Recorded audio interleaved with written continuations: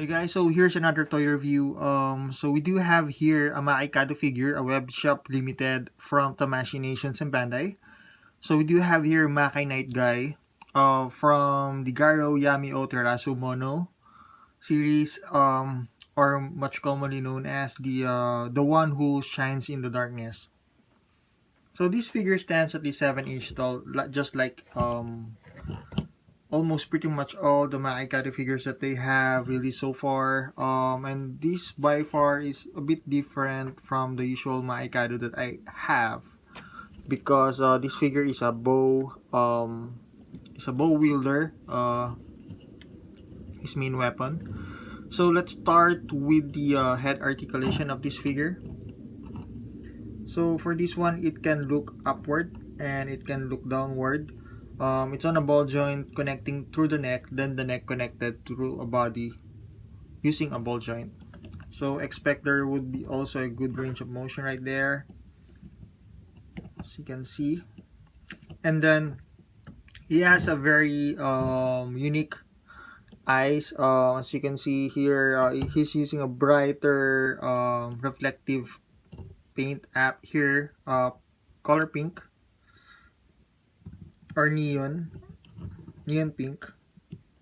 So it goes all through from here, there, as you can see, and there. So yeah, very nice. Then the mouth, it has some bar in the middle of it, and just like in every Makai Kado figure, the mouth opens, as you can see. Very nice. It has a very nice detailing. Then on the shoulder pads, it's connected to through a ball joint here. So there's a good range of motion right there, as you can see. So it won't hinder much of the articulation on the arms. And speaking of which, the arms is being connected through a ball joint right there. The mid piece here is on a hinge, and then this bicep here is connected through a ball joint like that. So there's an extra range of motion, so it can move like that without the help of the hinge right here in the midsection part. So expect there's also a good range of motion right there. It can go downward, it can go upward, it can rotate. So you can do pretty much with it, thanks to the very nice range of motion right there. So it has a bicep swivel. It's on a double hinge joint right here. So it's a hinge right there, then hinge right here. Then this forearm is being connected to a ball joint right there. So expect a good range of motion as well. So yeah, there you go. So very neat. Then the forearm moves independently. It can rotate as well, as you can see. Alright, so let's put it down.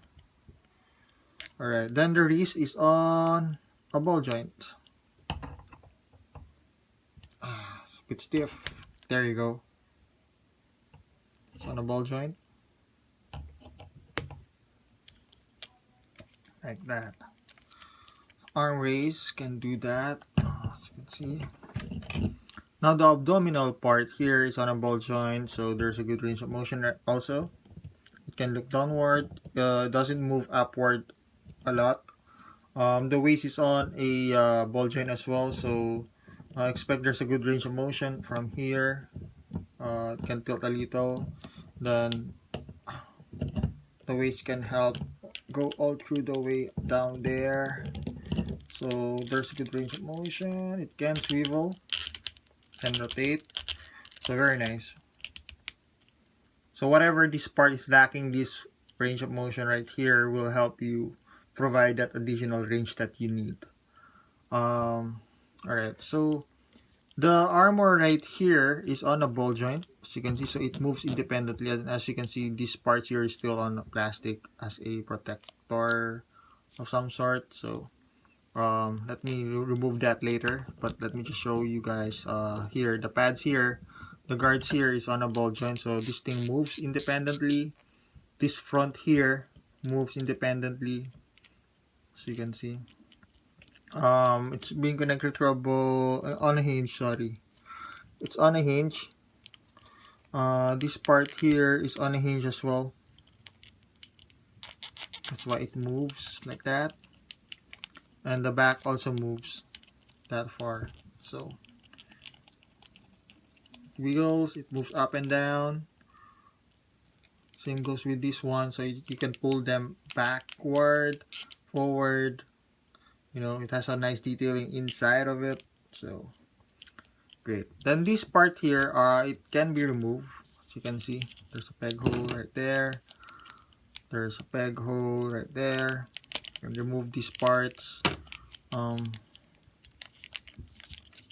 think the reason why they put plastic on this one, so that when you store this one on the packaging, it won't somehow stick, because it tends to happen when plastic tends to stick. To be well kept on a box, the plastic tends to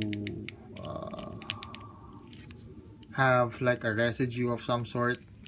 Let me just pull this in. I think I'll have to use a blade on this one.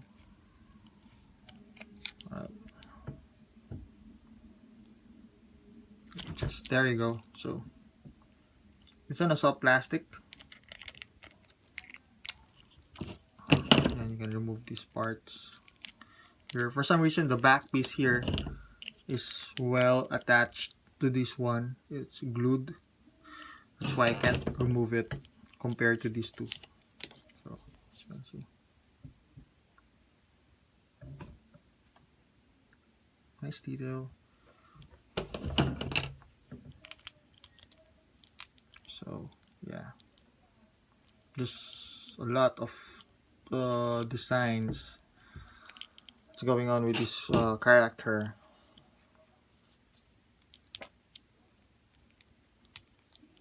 Alright, so because of this detailing, expect that there won't, it won't hinder much, but yeah, kinda does. So the splits can do as far as that. Alright, so not bad, pretty much not bad despite the detailing here. Alright, the legs can move backward a little, but can move as far as that forward. And then it has a tie swivel, as you can see. It's on a double hinge knee right here, as you can see. There you go. For some reason, I think this part here is not a die cast. It looks like a die cast, but it seems like a plastic. It feels like plastic. The knee guards feels like plastic, but I hope I'm wrong. Alright, but yeah, double hinge knee, and then a single jointed ankles here, so the feet can move upward and downward. It has additional hinge right here, so it can swivel, it can tilt for ankle pivot, as they call it. So that's pretty much it for the articulation. So despite the bulkiness look of this figure, since it's armorized, overall the joint system are really awesome. It doesn't have a brittle feel to it. It has a solid feel to it actually, despite the lacking of die-cast parts. It packs with great articulation and range of motion. So let's focus more on the details of this figure. As you can see here, this is the only Makai Kado that doesn't have the equal length of the ear. So this one is a bit longer than this one. As you can see here, there's a detailing sculpting here going on with the ear. It's very nice, very well thought out design. Then this is the design right there, the head piece right here on the center. It's translucent plastic. Unfortunately, that doesn't have a feel that you can remove the armoire. Yeah, it's like the detailing here, the collar piece here, it's very nice, well detailed sculpt.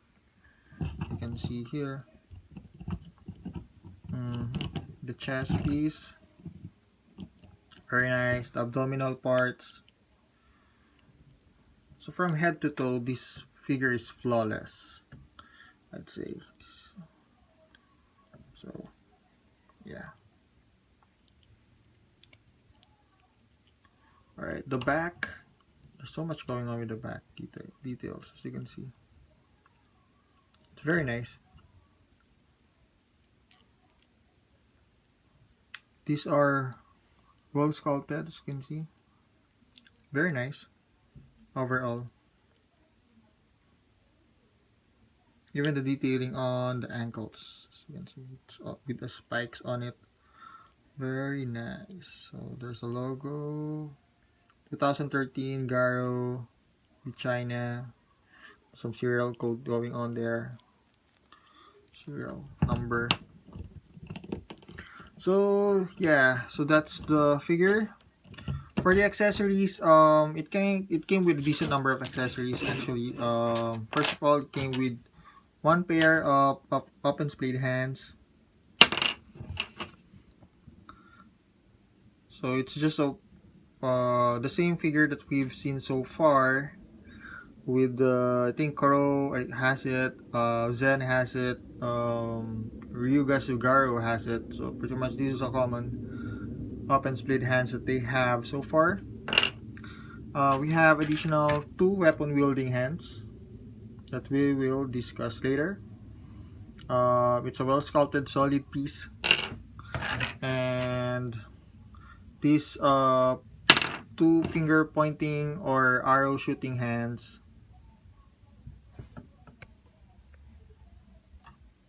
It has a peg holes right there. I'm not sure if you can see it, but there are peg holes right there at the center of it. This is where you're gonna attach this arrow. So this arrow has a very nice sculpting. It's just too bad it only came with 1 arrow. I hope they added at least 2 more, or a additional piece with a effects translucent plastic going on, like an effect part or of some sort. Like he's giving aura to the arrow to, yeah, it's just too much to ask. So there's a peg right here, so you're just gonna attach it right here. So yeah, so the arrow will not going to fall off easily once you attach it on the figure's hand. This part here feels die cast, so it's a solid piece. Just be careful, you might break this off still, so be careful. And then lastly, we have his bow. His bow, it has a hinge right here, so it moves like that. Alright. In the series, if he uses this bow, there's like a string right there, so he can attach the arrow to fire it. But for this one, it doesn't have that string. It's not a huge deal for me, but probably to some it may be. It's a 2 separating piece, so in case it's a dual wielding, serve as a dual purpose. So it's an arrow, it's a bow at the same time. It's some sort of a blade weapon. So you can move it like that. Then there's a blade right there. You can just pull that in. And there's a blade right there. I'm just gonna press like that. So it's already a blade-like weapon. So here's the up close of the bow. So there's like a very nice inscription right here. So it's not made out of die cast. A very nice sculpting going on as well. So it's very sharp. Be careful if you have kids at home. So yeah. So there's a peg right here, a peg connector right there. So in case you might misplace this peg right here, it came with a additional piece on the packaging, a replaceable piece. It's there. So, but I'm not gonna remove this one. So yeah. Same goes with the other one. So here's the second piece right here. So it's up to you whether you what you want to do with this figure. If you're gonna display it with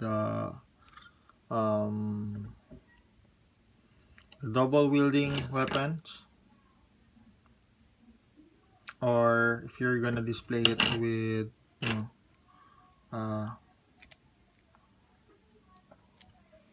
or if you're gonna display it as a bow and arrow piece. So yeah, and placing these parts here is it's really easy. It's pretty much basic, so you don't really have to check the manual, but if you have to, you can check the manual for this one. There you so go. Here's Makai Guy with the bow and arrow posing. So doing this kind of pose really requires a lot of patience, and you just need to be careful when doing so. You might break something, but you know the figure is a solid piece. It didn't had any it doesn't have any fragile joint or some sort. But yeah, still be careful, and yeah, give more patience when you're doing posing such as this. It's a little challenging, a little. So yeah. Overall, this figure is a sure get, just like in every Makai Kado figures that I have reviewed so far. Still, this is a sure get, especially this one, because this was the first motif that they did using a bow and arrow, and you know the entire stuff that's going on with the armor. It's very unique, and this figure is very stylish looking. So if you haven't checked this guy out, you can check, you know, the hobby stores near your area, if they can order this one for you, or you can just check online. So until you know, before it's too late, before this figure is sold out.